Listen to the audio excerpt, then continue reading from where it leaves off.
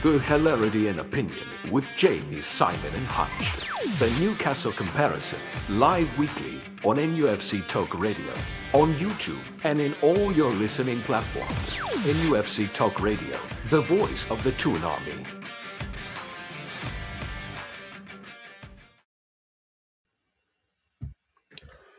Good evening, afternoon, morning, wherever you are in the world. Welcome to the Newcastle Comparison, the first Newcastle Comparison of Checks Notes 2026. Wow. Happy New Year, Simon. And Happy New Year, Hutch, or miserable New Year, as you may like to look at it. That was all kind of a little bit for sure, wasn't it? Because, to be honest, we saw each other earlier today, and we'll be together if we're honest, and we've said that sort of thing in real life. So, because we were at the match against Crystal Palace, this is hot off the press stuff. So we've been travelling back from the game, and we haven't caught any of the post-match analysis. So we thought we'd just rock up and do it a little bit better, eh? Hey. Hello to everybody out there. Kenny, Brokey, like and subscribe and all that stuff. And hello if you're listening later in the week via the podcast network of your choice. Let's get straight into it then. So, ultimately won 2-0 against Palace after a bit of a slog this afternoon at the freezing cold St James Park. On the way in, I'm certain I saw a brass monkey crying his eyes out. But it's a win, Simon, and there was some good moments in the game. So do you take it as an overall positive? Has it been a good day to start the year with? Yeah, it felt like a post-Christmas, New Year holiday slog, didn't it? It was not the prettiest of watches at times. Jamie's sick of our crack already. But yeah, I mean, they say that good teams play badly and win. So we must be a really good team because we did not play well today. But yeah, just glad to get another result on the board and keeps us in touch with what is the top 15 of the league at the moment. I think we're within 4 points of fifth or something like that. So yeah. just managed to scrape through. And I think and Hutch probably talk about this as well, but we played a tired Crystal Palace today, thankfully, because we were looking a bit short on ideas. We had 2 goals ruled out in the first half. One of them was one of those ones, I haven't seen it back yet, but it looked like it was offside by a gnat's pube.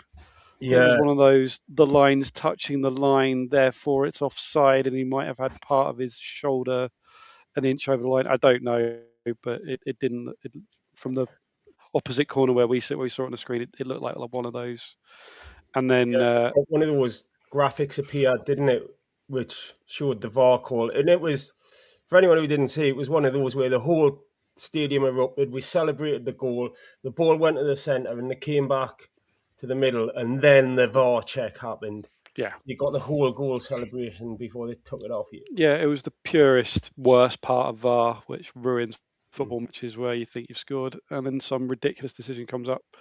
And then probably a more clear offside for a second one that hit the back of the net. And then just trying to, it felt like we kept shooting ourselves in the foot with a bad pass here, or we'd do a couple of good things and then someone would kick it off their shin out of play, and it was just one of those days. Like we thought, I think you said it at the game, one of those days where we looked like we're never going to score. But yeah, Bruno finally breaks the deadlock, and then Chow bundles one in where it looked like a massive bundle from our end anyway, over the line from a corner. So yeah, set pieces serving us well again. But yeah, just glad to get through it and glad not to lose any extremities on the way, because it was freaking cold at the match today. Yeah, it was. I felt extremely grateful to be walking into my house at this time of year. Hutch, I'm going to ask you some of the slightly more negative slant on this game, because although we won, we're happy to win. We're in the top half of the table for the first time since when? Anybody? Has either of you researched when we were last in the top half of the table? Well, we were 10th a couple of weeks ago, weren't we? I suppose if Were you we? count that as... No. Yeah, we were. Right. Let's do an inquiry. Right, well, probably in the top half. When we were in a single figure number then. Last year. He's got you there. He's got you there as Tee hoddle. So anyway, we're heading in the right direction. There's a couple of comments here. Kenny's saying we're 4 points off fourth. Sorry, I think he's caught himself there. 5 points off fourth, 2 points off fifth, which I think is definitely going to be a Champions League place. But there was a lot about the performance that wasn't great, wasn't the Hutch? A few pretty crappy performances by one or two in black and white. Yeah. The people behind us were regularly telling everyone who would listen that Jacob Murphy had a bit of a stinker, and he did, to be fair. You know, I will stand here and defend Jacob Murphy till the cows come home, but he was not good today. However, it did look as though that Howe was playing him almost expecting that threat to come down that left-hand side. So he wasn't really massively running up that wing. Either that or he was ill or slightly injured. And then unfortunately Lewis Hall had a bit of a stinker as well for his ability, because let's face it, a bit of a stinker for him is still a half decent game. But he was putting the ball some weird places for Gordon to run onto, and then it was tumbling out of play, and he got caught out a couple of times. But in all fairness, we weren't shockingly bad. Like it wasn't as if like everyone was giving the ball away. I will say as well, mind that Tonali didn't have a great game either, and he's put in a few games where he's not been great. Now I have seen online that maybe speculation that his missus is pregnant and he's just probably a bit knackered, which we've all been there, so we know these things. But yeah, when a baby comes, you get knackered, isn't it? I mean, unless his missus does an exceptional amount of mourning about being pregnant, I can't see that should affect him yet. I thought you were going to say about rumours that seem to be from the usual rubbish attention-seeking sources. Rumours linking him with Chelsea. Well, Chelsea and Juventus, but then everyone's linked to Chelsea these days. True that. Yeah, so, even the manager. Just in response to Kenny, the attendance was just under 52. Although we thought it was kind of quiet going through the town today, but I think people were just leaving it late, coming up to the ground because it was Sunday, cold, and the first Sunday after Christmas. But it was packed. We have a thing, don't we, whereby, and I'm open to feedback on this, I think it's pathetic when they read the attendance out and people clap the attendance at the ground, at any ground. I think it's a puerile waste of time. I agree. I mean, fair enough, read it out, but to be applauding yourself for being there is a little bit, participation award. And because Jamie feels that way, we always applaud the attendance. Every week. Yeah. Every week. As a wind up to me. So it's always a bit of a moment for us in the game. And it's the first time I remember it being below 52,000, but their attendance wasn't. Yeah. We did speculate that maybe they had more tickets and they basically just let some go right at the end. So we did see online that there were tickets available right at the end, but yeah. The ground was still close to a full attendance. I know a few people who got tickets quite late on, and what happens as well is, if any season ticket holders don't come, because the season tickets sold, they still count as being there. Is that right? If you if you don't turn up, or if you pass on to somebody else and they don't turn up, it's a sold ticket, and that counts. So there might have been a lot of empty seats that didn't count, but it looked fairly full, but it obviously wasn't. And I do think some of that will have been in the Newcastle end. We've got 6 home games coming up in the next 3 weeks, counting this one today. And I wonder if people might be feeling a bit holidayed out, a little bit ill, a little bit unwilling to go out in the snow or something, and think I'd rather go to a League Cup semi-final and or a Champions League game instead of that. And in a way, maybe we're a bit right, Hutch. If you've got any other negative slants to put on today. Well, other than the first half feeling like it literally took 7 hours. But to be fair, I mean, I know Simon's already put forth some negatives that we didn't play great. We didn't play great, and yet had 2 goals ruled out for offside, and then scored 2, and probably should have got another one in like the very last minute when Willock put it wide. So, yeah, some performances were a bit dire. We probably outplayed Palace because Palace were not good. The referee and the linesman weren't particularly great either. They had some weird decisions. Notably, I mean, just for fairness, it didn't really look like he tackled Sandro Tonali in an unfair way.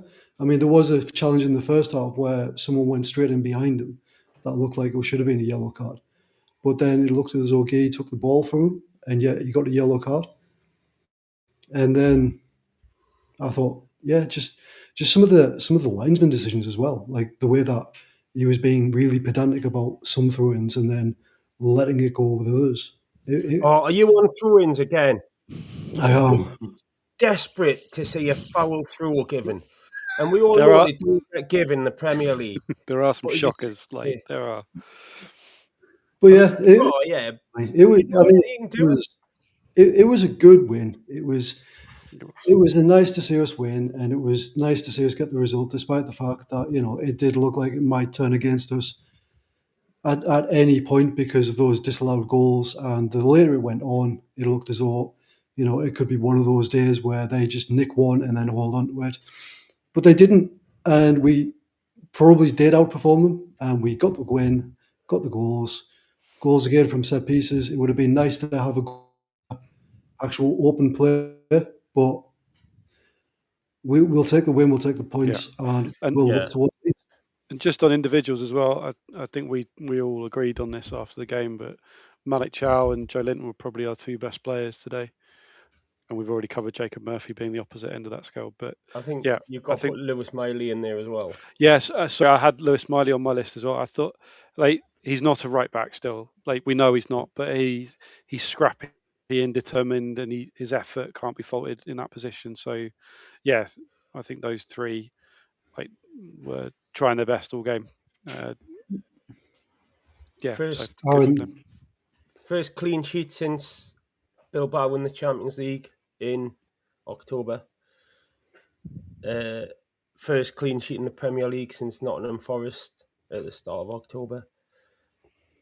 So Miley at right back's obviously working out. I think Palace didn't massively offer a lot. You've already mentioned about them being a bit knackered and a bit exhausted. I think there was one foot race between Mateta and Chow that was just, it wasn't a race. Chow just nearly ran around the outside of him, took the ball off him. So, yeah, they weren't threatening much. Sorry, Jamie, Karen. No, I think that's pretty much the point, isn't it? They seem to be a bit fatigued. A club of that size trying to conduct a European campaign and compete in the Premier League, and they've only just gone out of the Carabao Cup at the quarter-final stage. It's just too much for a squad of that size. Were you saying, Hutch, they brought on a number 86 later in the game, who I'll assume was about 16 or 17. He looked in as well. They were down to those sort of levels coming off the bench, weren't they? So we've got them at the right time, because earlier in the season they were on fire. They were beating Liverpool every other week and doing rather well. Yeah, I don't think they've won in 6 or 7 games, have they? So yeah, I think today makes it 7. I know that because that was my intro paragraph to my match report, so I have done the research on this occasion. So it's just right place at right time, and ultimately we got over the line. But that's 2 wins in a week, up to 9th in the table. Just quickly, looking back at the first one, I think you could kind of see the same about Burnley, only the other way around, because we looked comfortable at the end of this game, and the start was a bit fractious. Whereas at Burnley, we looked comfortable, very comfortable at the start, and then it sort of drifted a bit and was still not there for the complete performance. But I'll come to you first, Hutch. Did you think Burnley was a good game, a good result? It was a great result in the sense that it's another away win. So is that 2 now in the Premier League? Wow. Getting Yeah. those dizzy heights of 2. Yeah. The early goals were taken to really, really well. And thankfully, Dubravka had an absolute spill right at the end, which basically made that last 30 seconds really, really, really cool. But other than that, it was, yeah, it was a bit fractious and nervy, and basically everything that we've said previously in the last few weeks. Loads of misplaced passes, too much pressure on ourselves, but yeah, we won. So it's like that meme, isn't it? You know, like where you say, "Oh, Newcastle played today. Oh my God, I want to kill myself." Oh, great, we won. It was basically that. Whatever you do, don't bring up a picture of that meme so people know what you're talking about. Yeah. But Simon, I mean, does Burnley count as a proper away win, or are they in that position as well, where with the best will in the world, with the money we've spent on our team and in the sort of ambitions we've got, you should just be should you just be turning up, accepting 3 points, and downing tools on 70 minutes because you've won so comfortably? Yeah, Or is that still a good away win? Are there no easy games in the Premier League? I tried to tell myself that, but Burnley is an easy win. You should be down your tools in the 70th minute. We just did it in the 20th minute, and I think we caused ourselves a bit of a problem doing that. So, yeah, smashed in 2 goals early on. Nice, New Year's Eve feeling. This is comfortable. Still smashing cheese back, and then they decide to start throwing it back to them to give them an opportunity. And like, God's sake, us, can we not just have a nice, relaxing away game to watch for a change? So yeah, I think there was a press conference that went around this week between Eddie Howe, and he gets called out by Lee Ryder on the onslaught from Burnley. I think onslaught's a bit emotive, to be honest, but it did feel like we just handed them the ball, sat back for a big, long time in the game until Bruno finally chipped in that lovely chip. From distance. Thanks. Yeah, vocabulary. Really stretching my vocabulary there. Lobbed in a chip. I don't know. Anyway, yeah, their goalkeeper has that rick at the end. And he lobs one in to give us all a nice relief and send us off for New Year. But yeah, we just made it harder than it needed to be. And I think today as well that like Bruno's doing things at the moment. He's having a moment in games that takes the pressure off, but he's not like dominating the whole game in midfield, because that midfield three feels a bit. It's not as it used to be. It's not Joe Linton marauding, Tonali or Willock chasing, and Bruno kind of pulling the strings. It just seems a bit off at the moment. But he's still coming up with a moment now and then, like a captain's moment, even if he's in and out of the game. You could see today that when Tonali was playing, when like Tonali was kind of like sitting in that half space between the defence and the other midfielders. But then when Tonali went off and it was Bruno in that number 6 role, if you want to call it that, he was always wanting to get forward, which was leaving space in behind. And that did create a couple of nervy moments when basically Mateta just ended up with the ball with like space to run at. Fortunately, as we were already saying, he was knackered and he kind of like ran into people. But like there's been a few times where that's happened recently, where it's kind of like created nervous moments and even led to goals because the gap between the defence and the midfield just is too big. I always think that like should Bruno and Tonali be the 8s, and we need another defensive midfielder. But yeah, I think Burnley and today it's the same thing where those moments where we're sitting off, we're too vulnerable to do that, I think, and therefore we can lose control of the game quite easily doing that against better teams. Like luckily Burnley and Palace haven't been better teams. But yeah, there was themes through the first game, and you're right on that point. It was we won the game early against Burnley, and we won it late against Palace. It just seems like with big periods of not controlling in between. Do we think that? I think Joe Linton's been outstanding the last two games. Yeah, he seems like he's playing himself back in. Yeah, the player that we always loved, and he's been a big part of that because it felt like he tidied up a lot when sort of things were going awry. He drove a lot of play forward because normally that's not his thing, is it? Pinging passes through the channels, but he did quite a lot of that today in particular. And it seems weird because he didn't actually have any time out. He was just on the bench for a few weeks and making some cameos. But it feels like that's built on sand a little bit, that he's going to break down any minute, or he's just going to not look the part with the games we've got coming. And I don't know, Tonali stomped down, looked a bit unhappy when he was withdrawn from the match today, apparently. So I still wonder how the midfield's going to work. Because you've got Miley at right back, Livermore and Trippier are now fit. So do you want to move him back into midfield? Do you want to... Tonali looks like he could do with a break. For whatever reason. He doesn't look himself. So we'll just have to see. We've got another 2-game week coming up. I'm going to stop saying that because you've just got to take it as read that there will be a midweek game and a weekend game from now until Easter. And a bit of rotation might come in handy, wouldn't you think? Well, it's got to, hasn't it? Because, I mean, you'll look at Palace and that's effectively where you would be. You know, you could compare Palace to the first time that we were in the Champions League. We were broken down at this point, and it wasn't until we exited the Champions League and exited a couple of the cup, well, at least one of the cup competitions, that we started basically playing better football. So, yeah, there has to be rotation simply because otherwise players will get injured. And as a consequence of that, we will start dipping in performances again.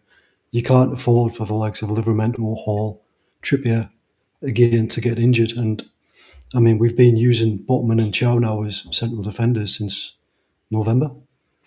You know, Shaw looks like he could use a break. Because he's been... Botman's back in the squad today, but he hasn't been seen since about October, Botman.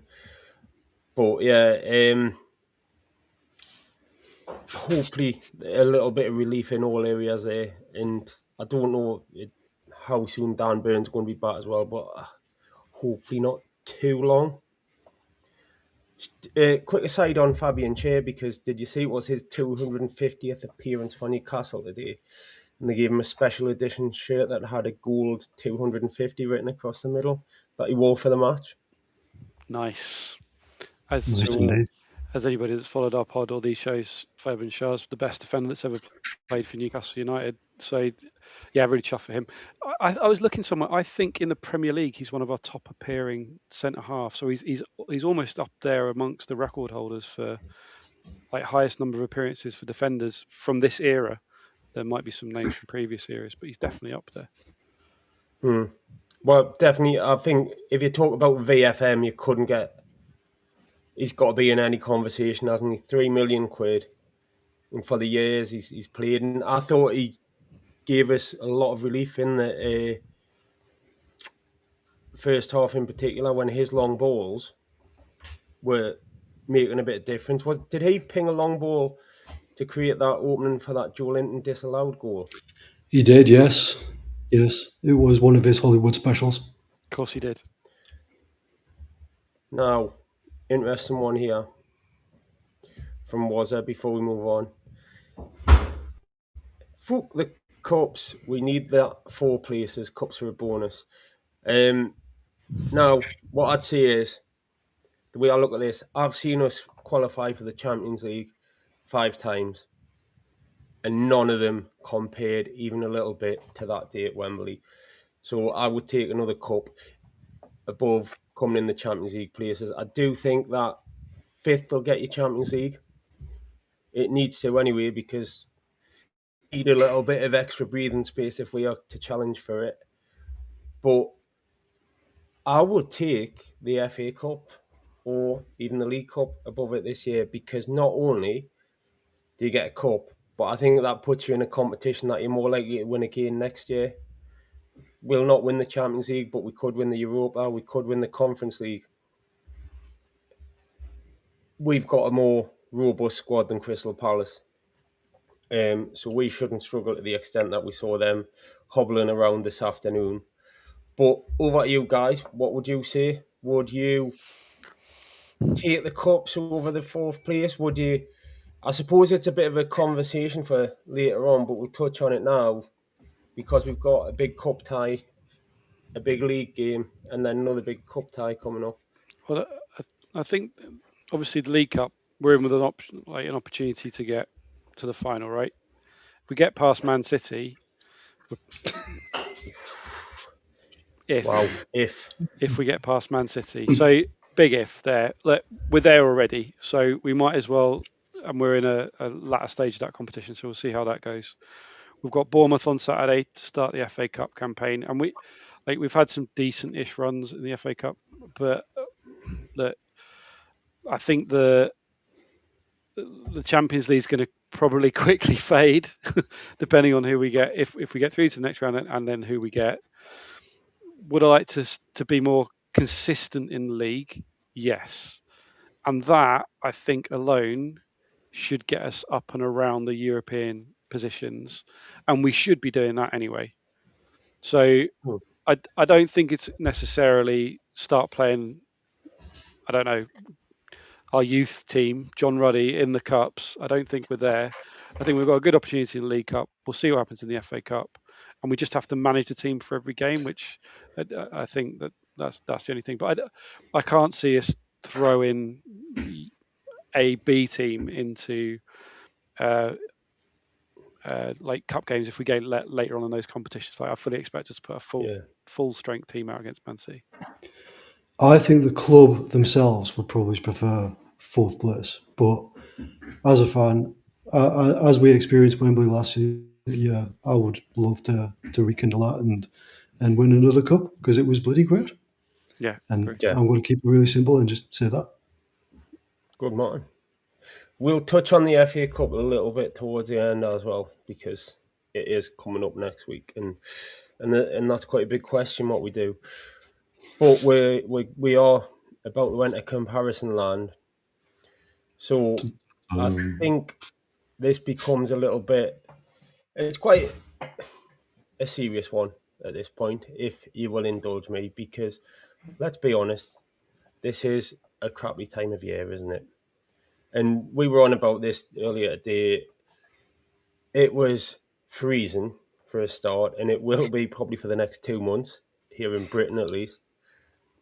You've had the back end of last year sort of looking forward to Christmas, to whatever parties you're going to, family you're seeing, going out and doing things, and then all of a sudden it just all sort of ends. The lights literally go out, and you've been eating cheese and chocolate and drinking Baileys, and you've been spending money on things, and it's like, I thought of calling it's £10 week, because there's about an extra £10 around your belt line, and that's about what your bank balance is as well when you look in your online app. And you've had time off work, probably everybody, or you haven't had to work with as much stress as previously, and all of a sudden everybody's back at work. It's cold, it's dark, it's horrible, and it's quite easy to get yourself on a bit of a downer, I think. And this weekend with the football can really put things into perspective, because it is the absolute end of Christmas. And I think winning today helped a lot, because at half-time the mood was on the floor, the ground was very quiet. But there's so little else sort of going on in life at this time of year that the Newcastle result can make or break you a little bit. A win can be something that really does lift you up a bit and gives you something to cling on to. And a defeat can absolutely bury you. So, we said before, and I gave you those scenarios for this first week of any year to look back on in the past and say, when has something ever absolutely buried you, a miserable weekend, or when has something really lifted you up at the early start of the year?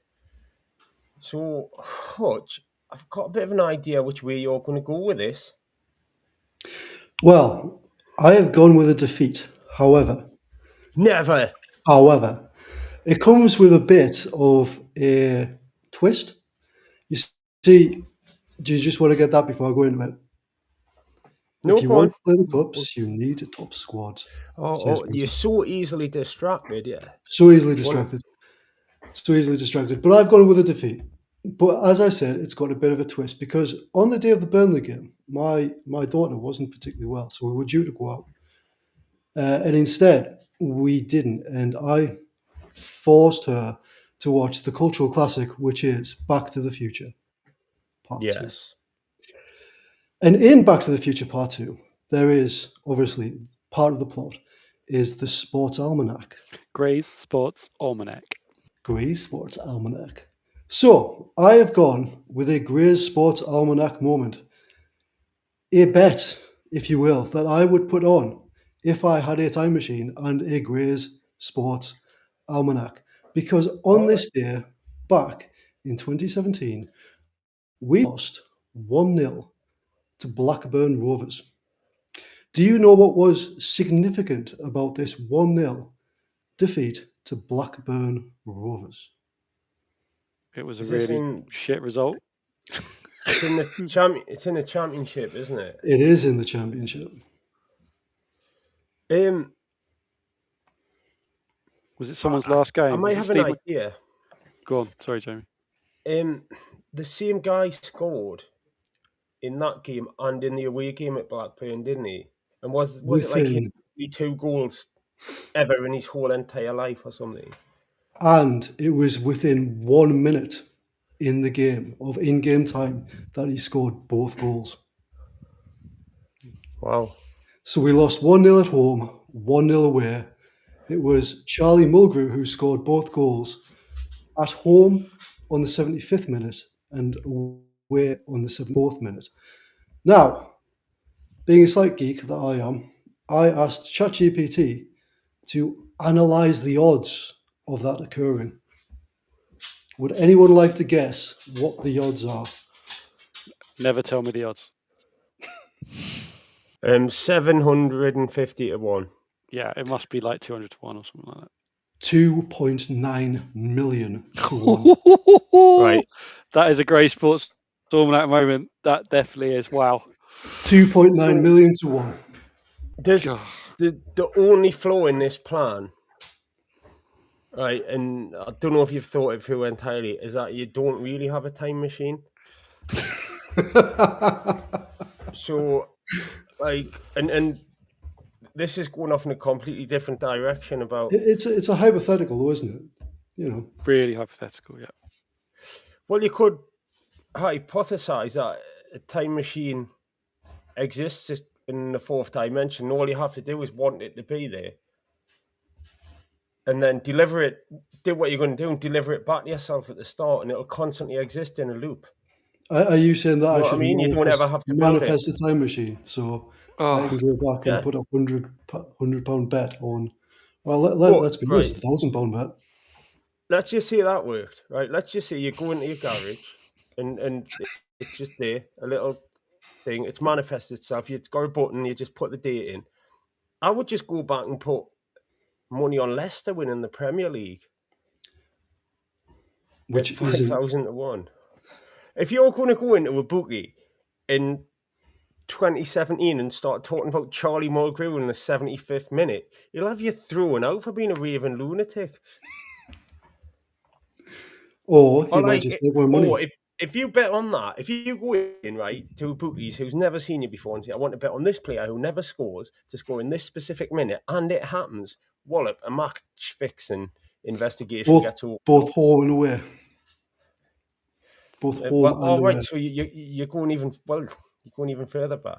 We've gone all quantum leap again, haven't we? That's why the odds are so big, because it's the same player who's never scored before, the same game, home and away, within 1 minute of that time. I was trying to make a point that the football can be an isolated sort of exaggerate or diminisher of your mood at this point of year, and you've gone off in this mad science fiction direction of because trying science to have fiction weird makes me happy, Jamie. That's As fine. it's January. Yeah. even when it's filtered through losing 1-0 at home to Blackburn Rovers. Look, I've often said of this game that someone literally sold their soul for that result. It would not surprise me if Charlie Mulgreve's soul is marked down as being the property of the devil because of that particular Right, so result. you're getting into a theological argument. Oh, now. we started with a Brian Cox kind of element to this, and then now it's gone into It's now it's theology. who's the guy? It's gone Yuri whole- Geller. Yeah, it's gone a bit spoon bendy. Well, Whenever I see Professor Brian Cox talking on the TV, he always makes me feel quite stupid. And this conversation with Hutch is actually having the opposite effect right now. But okay, I so don't you see why. I'm just pointing out the odds of that happening are so astronomically large that it would probably be worth getting kicked out of the bookies on to put a bet on it, wouldn't it? Well, I'd bet on other things first. But put it that way. But I've just thought that season they ended up going down and we went up, having done the double over us. So that probably was a pretty crappy New Year feeling because that whole season was always a little bit edgy about whether we were going to actually get out of that championship, whether it was going to crash and burn up against Brighton and Huddersfield, I think, fighting for the top two. But we won it, so it had a happy ending. So if anyone's feeling a little bit down about anything, happy endings do occur. As long as you don't need a time machine on, because that is impossible. Simon, what's your comparison on this time in history? Well, mine's a bit of a link, and it has a happy ending eventually. So we've got the FA Cup third round coming up this weekend. And this was a game that we went to. It was away. It was in 2020. And it was a draw on this occasion where we were probably expecting quite a comfortable win. Let me just see if I can share this. I've added a photo into the chat there, Jamie. Surprised you haven't guessed what it is already. I wasn't prepared for a photo, so you'll have to do some of the talking beforehand while I transition it in, but I've been quite quick. There you go. So this was a football ground. This was Rochdale away on January the 4th, 2020. So this was the third round of the FA Cup. Jamie, you remember the score? 1-1. Correct. Drew. Yeah. It was an odd game. I think we remember this most vividly for this was still in Joe Linton's striker period before his transformation. It was under Steve Bruce, where Steve Bruce was he was convinced he was a striker, even though we bought him as a striker and he played as a striker and we put him up front as a striker. But we'd all watched him for some time at that point, and it was clear that he was not a striker. And this game kind of rubber stamped that conviction as he proceeded to miss open goals, empty nets, and clear headers. So we led through Miguel Almiron, and then Rochdale scored, and I think we saw it coming, a late equaliser by a 40-year-old veteran footballer called Aaron Wilbraham. There are two players from our squad who still remain in our squad, who played or were part of the squad on that day. Can you name them? I'm guessing it'll be Sharon Murphy. It's not, no. Neither of them? No. Well, you've missed off Joe Linton, who we've talked about already. Obviously, yeah. There's one other player that was part of this squad,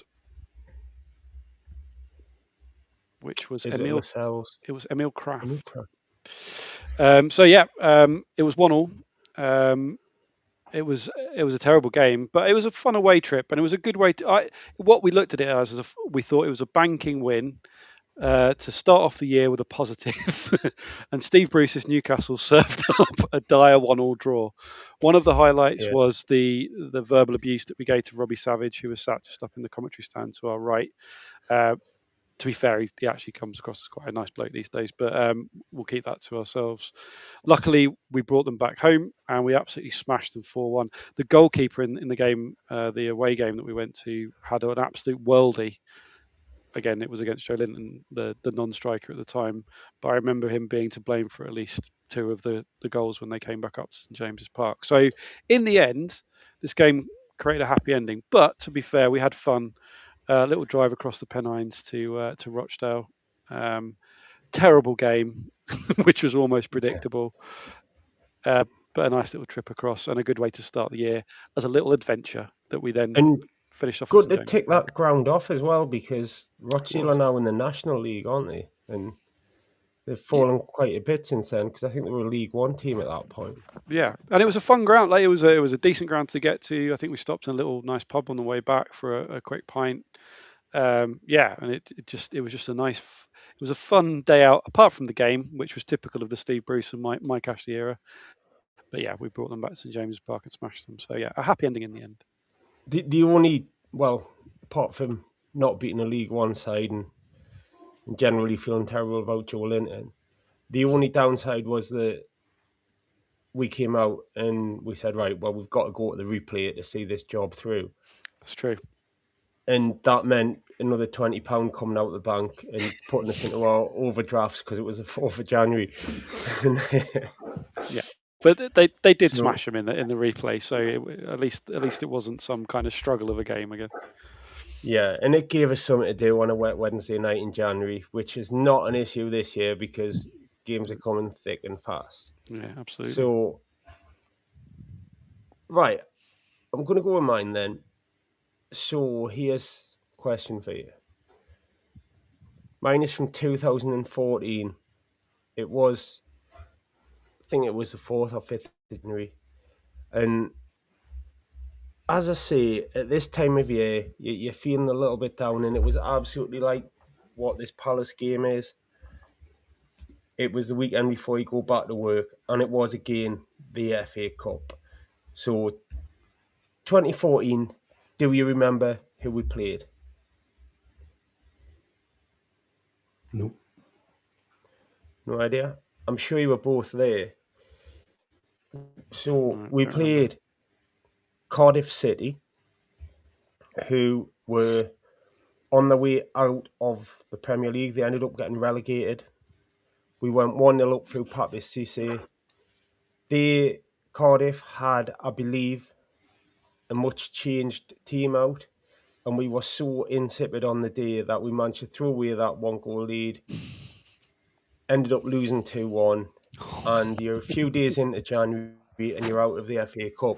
And something I would stress to everybody when you're looking at this season or when you're thinking about feeling a bit down, whatever, I think this game in particular was a critical point in the ceiling caving in with Alan Pardew. But it was typical of that time. For years and years, once you go out of the FA Cup, once we went out of the FA Cup back in those days, the season was over. So you mentioned this particular season a few weeks ago, Simon, and I think it's actually underrated in the role it played in our demise. We went into the Christmas period 6th in the table. The previous season, we'd reached the quarterfinals of the Europa League and come 15th in the league or 16th. And you put the poor league performance down to the concentration on Europe. And we all went into Christmas thinking we're back to being the team who came 5th a couple of years ago. We can do something. This manager and this team can win something. And we lost a couple of games over Christmas. We went out of the FA Cup, obviously out of the League Cup long ago, obviously not in Europe.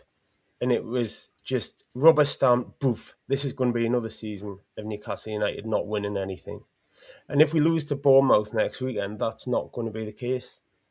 Might be the case quite soon after it, but at least we've got so much more going on, so much more hope for these days that you don't have days like that.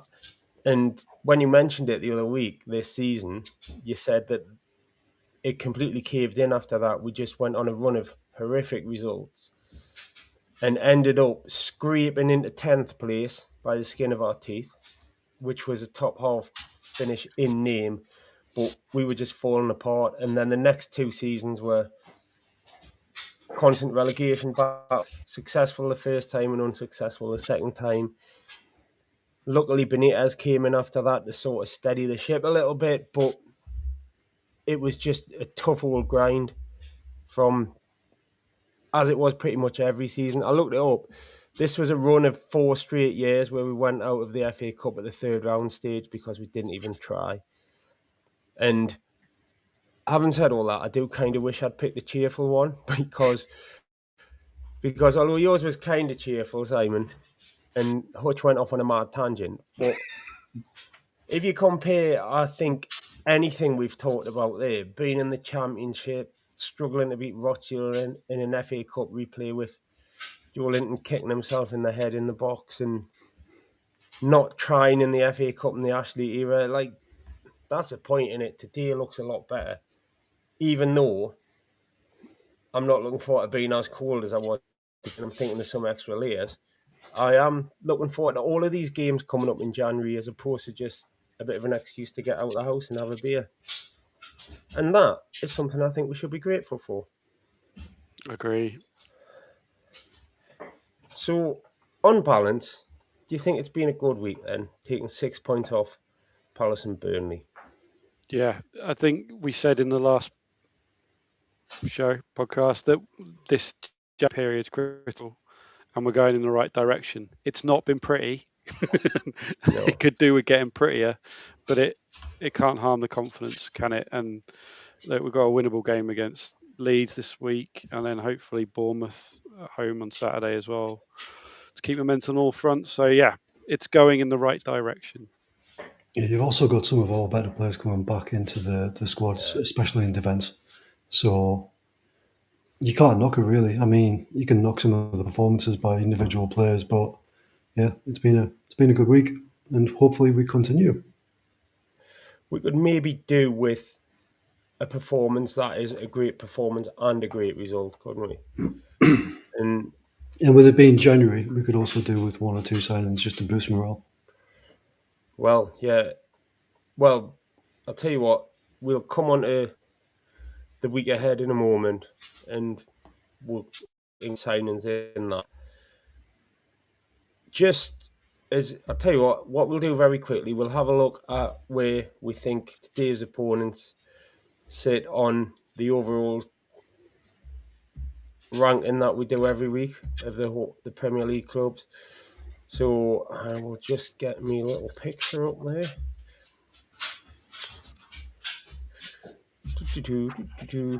So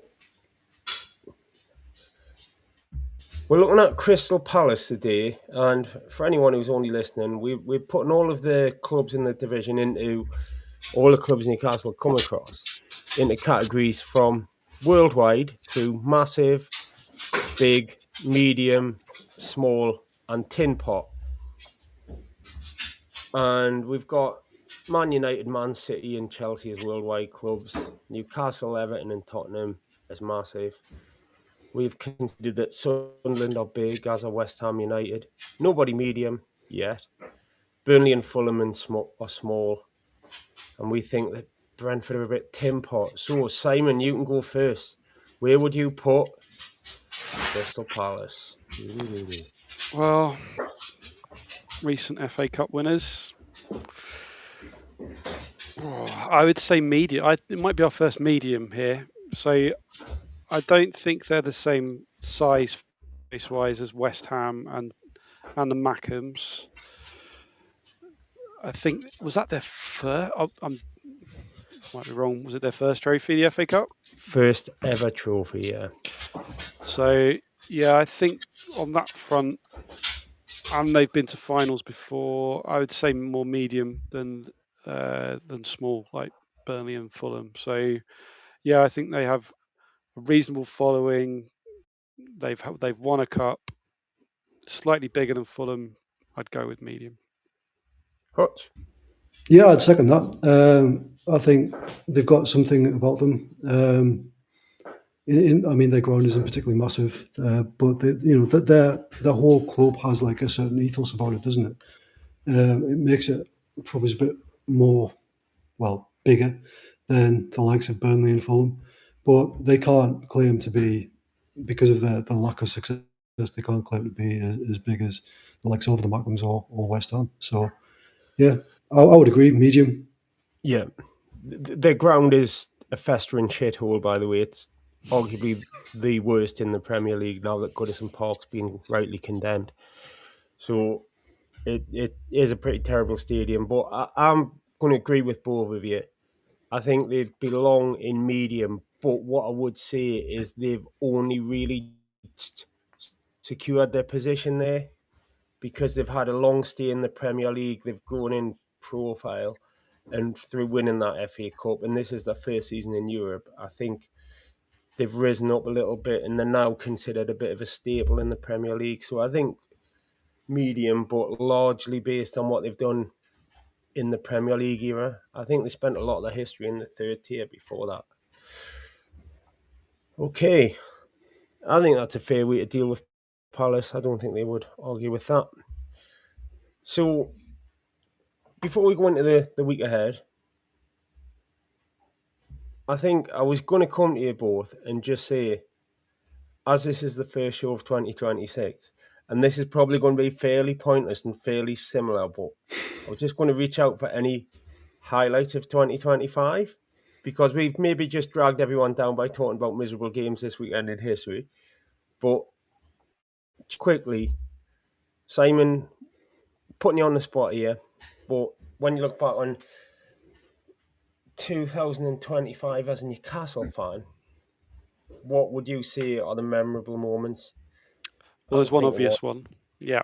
So obviously the cup final, that whole day, I think. Not so much the night after because we were just kind of knackered and a bit emotionally spent. But the day, the match, never has the match been the biggest highlight of an entire weekend away. Yeah. It was just an absolute roller coaster of emotion. Like Burns' goal, Isak tucking the other one away, singing Sam Fender with everybody at the end. It was magic. I've never experienced anything like that at a full match. It was just one of the best days ever. Close runner-up was the Arsenal semi-final away game, where I remember just being at the other end when we were winning and just seeing Byrne and Botman jumping in the air and just heading everything away, left, right, and centre, and walking away from the Emirates with a win. It's just unbelievable because the last time we were there, we got absolutely battered, and I mean on the football pitch. Well, both. It was both. Well, yeah. Once we found a pub, they would let us in because you're about as welcome as a fart in an astronaut suit around Arsenal, aren't you? You got to get well away from the Emirates to buy yourself a pint. But yeah, and it was the same pub we always go to as well that we went to, but and the same chicken place. But yeah, the Arsenal semi-final was probably the second biggest highlight after the cup final. I thought that was brilliant. Yeah. Then closely followed by the return leg at St James's Park, which was epic as well. We ended up having a pint with Johnny Blue Hat in the Gunners, in the Gunners Tavern after the match. It was just whether he wanted to have a pint with us or not. No, he was just having a pint with people. Yeah. And to be fair, there were some Arsenal fans I think still hanging around as well, and they were actually. Yeah. Quite nice about the whole thing. It was just that whole run up to the cup and the cup were probably the highlights of 2025. That Arsenal away game, which was a brilliant trip. We actually booked our hotels for the final after the game in the North London pub. But that was pretty much this time last year. It might have been this day last year. I don't know. And we could have put that as a more jolly comparison earlier, couldn't we? But hey, let's save it for 2027, eh? Yeah, absolutely. Hutch. It was the 7th of January, just to put your minds at ease. Right, okay, so maybe we'll talk about it next week then. Hutch, I would say I think that is probably going to be everybody's story, but this is you we're talking about here. So are you going to bring up something unexpected here? Oh, you mean like the pre-season tour to Japan? No, I'm not. So I would echo Simon's sentiments, but I would also say the celebrations after, because we didn't have a game for like 2 weeks because of the international break. Yeah. So like it's the whole town celebrating, and obviously the parade and everything like that was just fantastic. I would throw in some notable games though as well. Beating Man United 4-1 was always fun. Yeah, that was good. Crystal Palace as well. Didn't we smash them 5-0? No, that was today, dear. It was 2-0. Yeah, no, you're right. Yeah. And of course, as Simon says, the Arsenal games, both home and away, were fantastic. And it's actually quite interesting to meet match-going Arsenal fans, because they're absolutely nothing like the Arsenal fans that you come across online, Yeah. because they're actually half decent people. And as you say, Jamie, they were quite, open about like the fact that we beat them, we played well, and they were quite happy for us to go through, as long as, and I believe many of them said this, as long as we beat Liverpool in the final, which we did. But I also took my daughter to her first away game at Tottenham, and that was great as well. And I met Bruno's dad there, who was sat just behind us. So that was a nice trip. Nice little personal touch, yeah.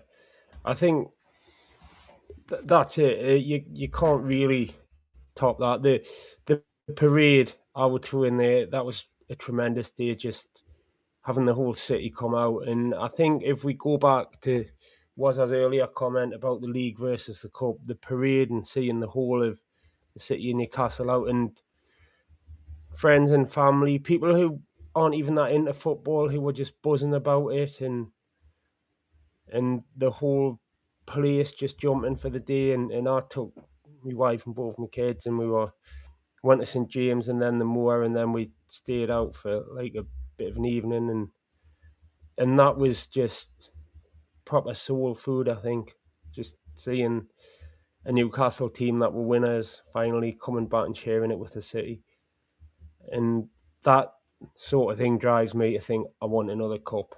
I would take that over 4th or 5th place. I'm going to throw in as well, even though we lost, getting Barcelona in the Champions League, because my little lad, from being a nipper, has always had a bit of a thing for Barcelona. And I used to always say to him, well, I still do, on the bus on the way at the games when I used to take him when he was very little, do you know who Newcastle are playing today? And he'd guess at a few teams, and he'd throw Barcelona in there, and I'd have to explain to him that they're in a different league. And I'd say you can only get them in the Champions League. And after a while, I had to say to him, look, son, when he kept asking, Newcastle are just never going to play Barcelona. And so we were sat there when that draw got made, and his little face when they came out, and I said to him, Blake, we're playing Barcelona, was just a great memory for me, even though Barcelona did beat us. It was the sort of thing that I think just sticks with you for a long time, And there's been two elements of this to that year. There was that cup win was a big thing, but getting back in the Champions League, and I think we planned a bit of an autumn trip, but instead we'll be going to Paris in a couple of weeks, and maybe that's continuing as a highlight in 2026, eh? Let's hope so. Okay, so just going on with the cups a little bit. I'm just going to go back to Waz's comment before. So it's not the recent comments, is it? It's what? It's not the more recent. Don't read. Don't yeah. read them. No. Well, let's go with this one. Kenny, there is treatment for that, and can you get well soon. Yeah. Please see a doctor, mate. So I'm going back to was a more airable comment, shall we say, which is if you need to play in the cups, you need a top squad, and that's I think the point that I would make, because of what happened last year, because things were so good. I want a cup. And if it comes to it that there's certain weeks, the Man City game being an example, I want that game to be the priority in that week. Because he's right, we don't have the depth and quality of squad to really compete on four fronts. As we've seen, a couple of injuries and you're throwing Alex Murphy on the bench with no intention of using him. We've got a decent sort of cluster of players, and then the quality starts going down as you get injuries. I'd like to see Man City game given priority, even if that means someone's got a twinge or something, they don't play at Wolverhampton, even if that means we don't beat Wolves. And then I want to make sure we're through in the Champions League, and I want to beat Bournemouth and get through in the FA Cup, because if things don't go right at the Etihad or and we're not going to win the Champions League, you could come to the end of February and the FA Cup's all you have. So I think use the strong part of that squad to go for the Cups. So throwing that back to use in the week ahead, Wednesday night we've got Leeds, Saturday we've got Bournemouth. What would you do, and what do you think Eddie Howe will do? So I think against Leeds, you're going to see the likes of maybe Ramsey or Willock starting centre mid. I think he took Tonali off with Wednesday in... It's Wednesday, isn't it, Leeds? Wednesday in mind. The concern is Bruno, and rest him against Bournemouth or Leeds, because he's the one making a difference in that centre midfield three at the moment. So I think you're going to have someone in for Jolin and maybe someone in for Tonali, and Bruno will play. And then you might rest Bruno at the start of the FA Cup game. Like he might not start that FA Cup game, maybe, yeah. And then Wissa starts against Leeds and Baltimore starts against Bournemouth in the Cup. And then the advantage is you've got the advantage is you've got Trippier and Livramento coming back, so you can play Miley in the midfield. I think that was the good thing about the bench today when we were playing the team game, wasn't it? That there was people on the bench with names that we've heard, which hasn't always been the case throughout the festive period. So hopefully he's got more of a squad to play with over the next week. But yeah, you'd like to see Botman get some minutes, maybe against Leeds or Bournemouth, and then Trippier as well, which I think will help get through these games. But yeah, I think it's that midfield three that's going to be the big kind of influential changes. And then wingers is just someone that's not shit on the day for a change. Like, I think Harvey Barnes came on and looked busy today. I think he's in with a shout against Leeds. But yeah, it's then who do you play? Well, I think, is Alanga injured? He wasn't even on the bench today, was he? So... Yeah, he's injured, but Howe's hinting on that he's not far away. I don't know what the injury is, but you maybe want him eased back in a little bit. Also, Jacob Murphy went off with a little bit of a niggle, didn't he? Yeah. Might have been cramp, but he went hobbling off, and they had to change the formation a little bit to accommodate Willett coming on instead of him. So could have the old right wing issue. Could be Harvey Barnes playing out of position, but Alanga shouldn't be too long. And hopefully, if he gets back in and you can ease him back in, he starts finding his feet at last, because I think we can all agree he's been disappointing. Hutch, what would you do? Throw it all at Bournemouth, yes? I would certainly pick the teams for a stronger team of Bournemouth. Well, actually, would I? Because then we play Man City in the semi-final on the Tuesday. So, is it Tuesday? Is it Tuesday? So you kind of feel like we could quite easily get over Leeds with a strong squad.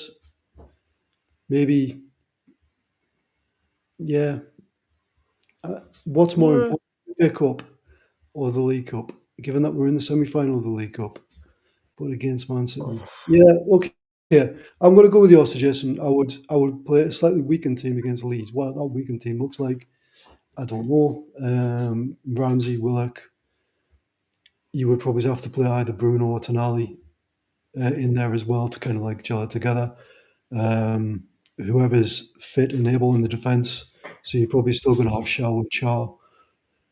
Chow and Shaw, even. Char.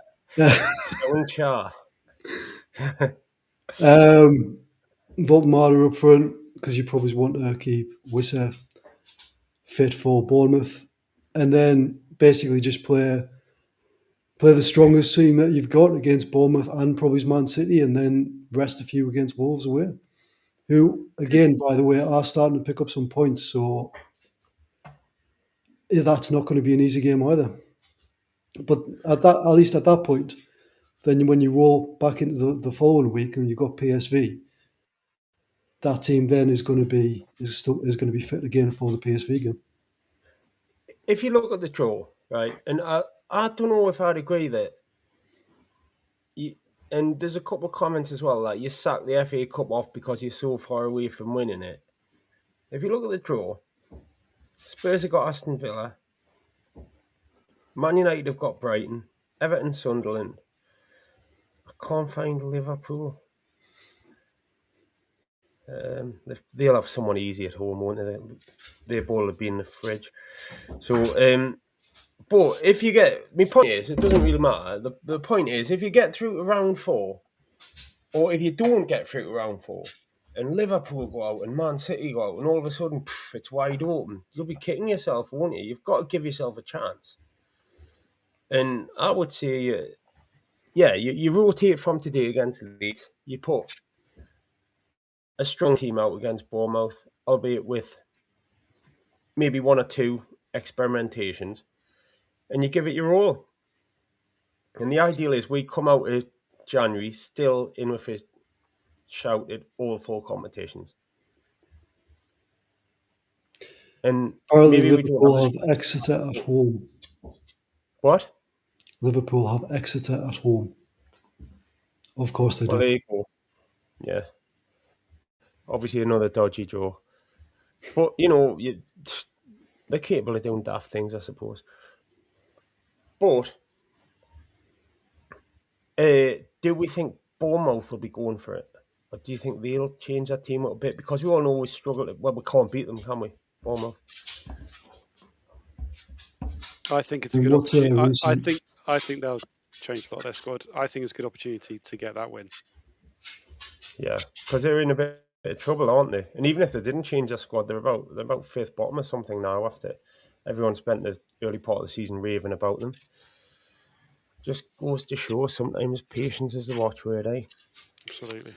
The last team that they beat, going by the fixtures, is Nottingham Forest at home back in October. Wow. If that's right. It's always great when someone's got a record like that when they're about to play Newcastle, isn't it? Because absolutely, you just don't know what will happen. But you'd hope that the interpretation of that is we're not likely to win the FA Cup. We've got a tough tie. Let's focus on beating whoever we've got in the league and just chuck it, for want of a better way of putting it. Well, you've also got to think as well that teams below them are starting to pick up points, so they need to secure some points to be safe, don't they? And very much so, I fancy, Brian. So, looking at it, let's have a little shout out for you then. What do you reckon? Do you think we can win both these games? It should be. I feel like we should be favourites to win them both. No, we will be favourites by the odds, but it's whether or not we can. I reckon Leeds we win. I think it will be another ugly win though, and I think it will be tight. So Leeds, right? Leeds have 4 straight draws between Newcastle and Leeds, and they're on a hell of a run of drawing with, I'd say, mightier teams than us in the league at the moment. So, well, they drew with Man United today, and I know in the league they are better than us, but we should have battered Man United the other day. So, yeah, I think we can squeeze past them after they've played today as well, and then Bournemouth, I think, will win. Yeah, comfortably, and win the FA Cup after that. I'm not signing up for that. Just this week is what you asked. But yeah, squeeze past Leeds, beat Bournemouth comfortably. Yeah, we could really, really do with the way the fixtures are going. if and when we do beat Bournemouth, just getting somebody absolutely way low down the pyramid in the fourth round with a nice soft home game that doesn't take too much effort, because we need some sort of respite at some point in the coming weeks. Yeah. I'm just going to have a look. Actually, I just want to delve into the comments before we close. Where is it? I had a comment from Wazza here. And don't worry, it's not one of them. Where he said that Timmy Mallet would make me look stupid, and I'm sort of proving the point because I've just got completely the wrong comment up there. It was cold today, that mine, Kenny. It was really cold, like colder than it normally is in January-ish. So Timmy Mallet would make me look stupid, Jimmy. Now, interesting fact: Timmy Mallet is actually a doctor of psychology. He's got a doctorate from London City University. He's a very intelligent man. He just plays a big mooning twat on the TV for the sake of children's entertainment. And you know what nobody ever says, in light of all the accusations that come out against all of those TV presenters? Not a thing was said about Mallet. Well done, Mallet, say I. So, I don't think you get away with hitting kids over the head with a rubber mallet these days, though. well, as long as it's not got any sort of hidden subtext, I think you could. It was pink, his mallet, as well, wasn't it? Leave it. And Don't ruin mallet. Come on. yeah, I Pink mean, with a yellow handle though, so maybe he needs to go to the doctors as well. yeah, Timmy, if you're listening, this is not only is this all good-natured fun, but we would love to have you on.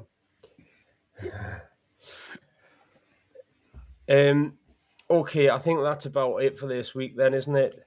So we'll be at both those games in the week ahead, and hopefully, I think we've had a bit of a on the fence look at this week, whereby everyone's acknowledged it's 6 points. Hopefully, it's a bit of course correction, but it's 2 games we'd expect to win, and there's been concerns in the performance. If we can string that into 4 wins, things start looking a lot jollier, do they not? So, I will see you both throughout the week. We will see or hear from everybody next weekend once we've dissected those matches. I hope this has been a good start to the new year for everyone, and I hope people aren't on too much of a downer about what a shitty, horrible time of year we're entering.